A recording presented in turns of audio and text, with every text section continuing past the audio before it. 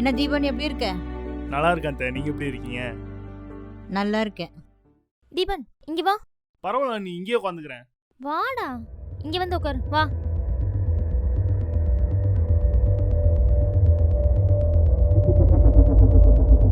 அம்மாடி மனு, சொல்லுங்க. கொஞ்சம் காஃபி போட்டு எடுத்துட்டு வர எல்லாருக்கும். சரிங்க அத்தை.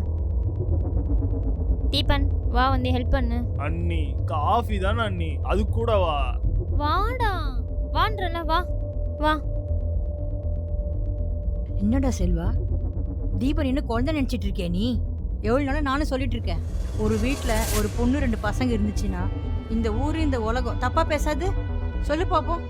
இல்லத்த, அதை பற்றி தான் நானும் பேசலான்னு வந்திருக்கேன். செல்வா, நாளைக்கே அவன் மாசம் மனம் வச்சுக்கிய. உனக்கு நான் என்ன சொல்ல வரேன்னு புரியுதா இல்லையா? புரியுதத்த, சீக்கிரம் பண்ணணும். ஆனா உன் பொண்டாட்டி கிட்ட சொல்லி வை, இப்படி ஒட்டினே ஒரிசின்லாம் தெரியக்கூடாதுன்னு.